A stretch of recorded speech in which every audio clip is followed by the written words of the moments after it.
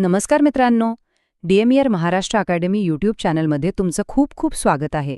आज आपण एका खूप महत्त्वाच्या विषयावर बोलणार आहोत.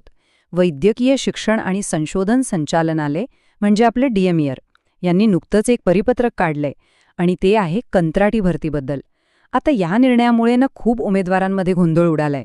तर चला, आजच्या या व्हिडिओमध्ये आपण हा नवीन आदेश नेमका काय आहे हे अगदी सोप्या भाषेत समजून घेऊया. तर बघा, 6 फेब्रुवारी 2024ला एक परिपत्रक आलं आणि आरोग्य क्षेत्रात नोकरी शोधणाऱ्या सगळ्यांच्या मनात एकच मोठा प्रश्न उभा राहिला.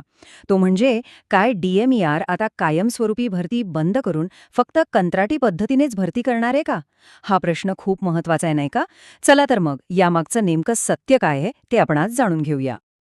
ओके, तर हा संपूर्ण विषय व्यवस्थित समजून घेण्यासाठी आपण याला 4 मुख्य भागांमध्ये विभागणार आहोत. पहिलं म्हणजे DMERचा नवीन आदेश नक्की आहे तरी काय? मग कोणती पदं भरली जाणार आहेत? त्यानंतर भरती प्रक्रिया आणि त्याच्या अटी काय असतील? आणि शेवटी या निर्णयाचा नेमका अर्थ काय होतो? चला तर मग सुरुवात करूया आपल्या पहिल्या भागापासून. DMRचा हा नवीन आदेश नक्की सांगतो काय? यातली मूळ घोषणा आहे तरी काय? तर या परिपत्रकाचा सगळ्यात महत्त्वाचा मुद्दा हा आहे की जे शासकीय वैद्यकीय महाविद्यालयं आणि रुग्णालयं आहेत ना, त्यांना गट क आणि गट ड मधली जी रिकामी पदे आहेत ती बाहेरच्या एजन्सीकडून तात्पुरत्या स्वरूपात भरण्याची परवानगी देण्यात आली आहे. हो, तुम्ही बरोबर ऐकलं, तात्पुरत्या स्वरूपात. आता इथे एक गोष्ट लक्षात घेण्यासारखी आहे. हे बाह्य स्रोत म्हणजे काय? तर या अशा प्रायव्हेट एजन्सीज आहेत ज्यांच्याशी सरकारने मनुष्यबळ पुरवण्यासाठी करार केलेला आहे. उदाहरणार्थ BVG इंडिया लिमिटेड किंवा स्मार्ट सर्व्हिसेस लिमिटेड. म्हणजे ही भरती थेट DMER नाही करणार, तर या एजन्सी करणार आहेत. हा एक खूप महत्त्वाचा मुद्दा आहे. ठीक आहे, आता वळूया सगळ्यात महत्त्वाच्या प्रश्नाकडे की या नवीन आदेशानुसार नेमकी कोणती पदं भरली जाणार आहेत आणि कोणती पदं यातून वगळली आहेत. तर बघा, या आदेशामध्ये गट क आणि गट ड मधल्या अनेक पदांचा समावेश आहे, जसं की प्रयोगशाळा तंत्रज्ञ, कनिष्ठ लिपिक, वाहनचालक, ECG तंत्रज्ञ, औषध निर्माता आणि कक्षसेवक, वीजतंत्री, प्रयोगशाळा सहाय्यक अशी बरीच पदं आहेत. पण थांबा, यात एक खूप खूप मोठा आणि महत्त्वाचा अपवाद आहे. एक असा मुद्दा आहे जो एका मोठ्या व्यावसायिक गटासाठी सगळं चित्रच बदलून टाकतो. आणि तो मुद्दा म्हणजे परिचारिका पद वगळून. हो, हे अगदी स्पष्टपणे लिहिलेलं आहे. स्टाफ नर्स म्हणजेच अधिपरिचारिका ह्या पदांना ह्या तात्पुरत्या कंत्राटी भरतीतून पूर्णपणे वगळण्यात आलं आहे. ही खरंच एक खूप मोठी आणि सगळ्यांसाठी दिलासादायक बातमी आहे, नाही का? आता हे काम कसं होणार यासाठी आपण एक उदाहरण पाहूया, कोल्हापूरचं. इथे बघा, प्रयोगशाळा तंत्रज्ञाची 12 पदं मंजूर आहेत, 10 भरलेली आहेत, म्हणजे 2 जागा तात्पुरत्या भरल्या जातील. तसंच प्रयोगशाळा सहाय्यकच्या 13 आणि कनिष्ठ लिपिकच्या 4 जागा. अशाच प्रकारे प्रत्येक संस्थेसाठी किती जागा भरायच्या आहेत याची तपशीलवार यादीच परिपत्रकात दिली आहे. बरं, आता आपल्याला कळालं की कोणती पदं भरणार आहेत आणि कोणती नाही. पण मग ही भरती प्रक्रिया नक्की होणार कशी?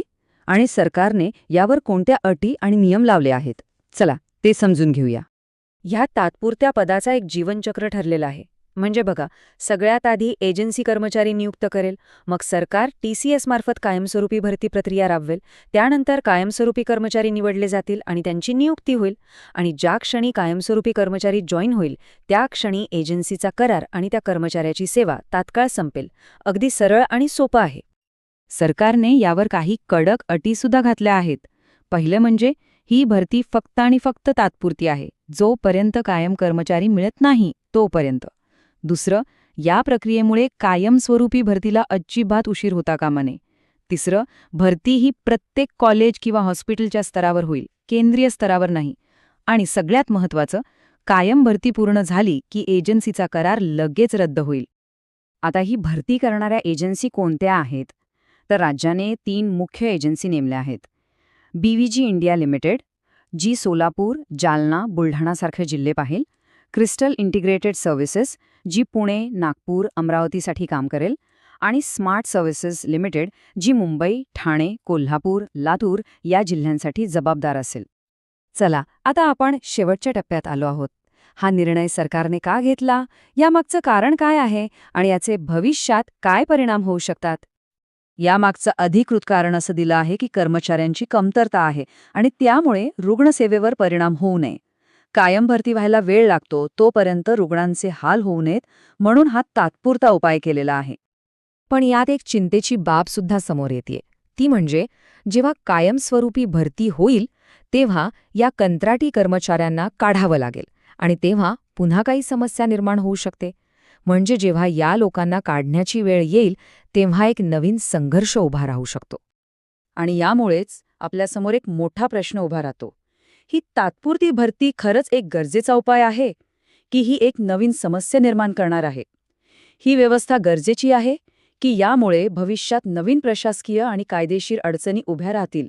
मित्रांनो, अशा सखोल संशोधनावर आधारित माहिती तुमच्यापर्यंत आणण्यासाठी आमची टीम खूप मेहनत घेते. जर तुम्हाला आमचं काम उपयुक्त वाटत असेल तर तुम्ही आम्हाला आर्थिक मदत करून आमच्या या प्रवासात सहभागी होऊ शकता. आणि हो, चॅनलची मेंबरशिप जॉईन करण्याचा विचारही नक्की करा. या विषयावर तुमचं काय मत आहे हे आम्हाला कमेंट्समध्ये नक्की सांगा. DMER बद्दल अधिक जाणून घ्यायचं असेल तर हा व्हिडिओ नक्की बघा. आणि हो, DMER महाराष्ट्र अकॅडमीला सबस्क्राईब करायला विसरू नका. धन्यवाद.